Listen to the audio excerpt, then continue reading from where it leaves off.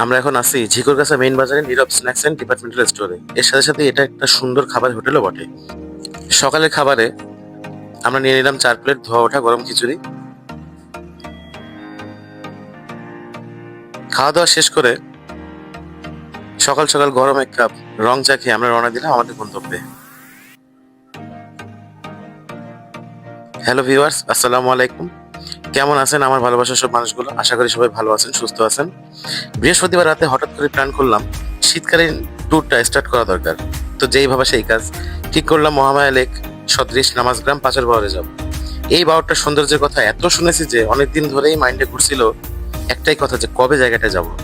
আমরা ঠিক সকাল 8টা নাগাদ রওনা দিয়েছিলাম, সব ঠিকঠাকই যাচ্ছিল, কিন্তু পথে ঘটলো এক বিপত্তি। কি সেই বিপত্তি চলেন দেখি। এই যে শার্শায় এসে ছোট ভাই মনের ভ্যাসপার সামনে টায়ারে বিয়ারিং এ দেখা দিল প্রবলেম। ভ্যাসপার পিছনে গ্যারেজে প্রায় 1 ঘন্টা সময় আমাদের নষ্ট হলো। অনেক চেষ্টার পরেও ভ্যাসপার বিয়ারিংটা আমরা খুঁজে পেলাম না। এরপর সবাই যখন বাসায় ফিরে যাওয়ার কথা ভাবছিল, তখন আমি তাদের অভয় দিলাম। গন্তব্যের এত কাছে এসে ফিরে যাওয়াটা আমার কাছে বড্ড বেমানান লাগছিল।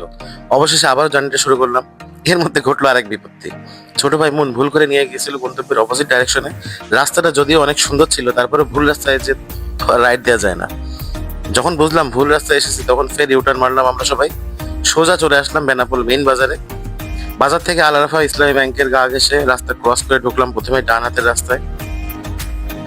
এরপর কিছু তো যাওয়ার পর 2 রাস্তার মোড় আসলো, চলে গেলাম বামের রাস্তা, যেটা নামাজ গ্রামের রাস্তা। নামাজ গ্রাম, কি সুন্দর নাম, তাই না? নামের মতো গ্রামটাও ছিল অনেক সুন্দর। এরপর নামাজ গ্রাম থেকে কিছু তো যাবার পর আসলো 2 রাস্তার মোড়। সেখান থেকে ডানের রাস্তাটা ঠিক যখনই ধরবো, তখনই গাছগাছালি ফাঁক থেকে উড়ে দিচ্ছিল নামাজ গ্রামের পাঁচর বাওর। ডান হাতের রাস্তা ধরে কিছুক্ষণ যাবার পরেই চোখের সামনে ধরা দিল এক টুকরা মহামায়া লেকের সদৃশ্য পাঁচর বাওর।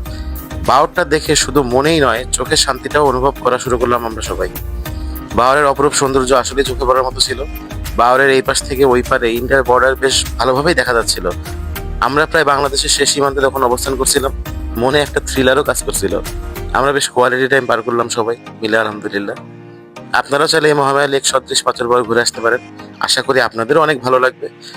আজ এ পর্যন্তই। আর হ্যাঁ, আমার পেজে কারা কারা বেনাপোলে আছেন অবশ্যই আওয়াজ দিয়েন। সবার প্রতি ভালোবাসা এবং শ্রদ্ধা জানিয়ে আজ এখানেই শেষ করছি। আল্লাহ হাফেজ। আরেকটু কথা যোগ না করলেই নয়, আমার সাথে 3 ছোট ভাই মুন, রতনা, সৌমিক, এরা সবাই খুব ভালো মনের মানুষ। আমার প্রতি তাদের সম্মান এবং শ্রদ্ধাবোধ দেখে আমার কখনো মনেই হয়নি যে এটাই তাদের সাথে আমার ফার্স্ট ট্যুর ছিল। অনেক অনেক ভালোবাসা রইল ভাইয়া তোমাদের এই 3 জনের প্রতি।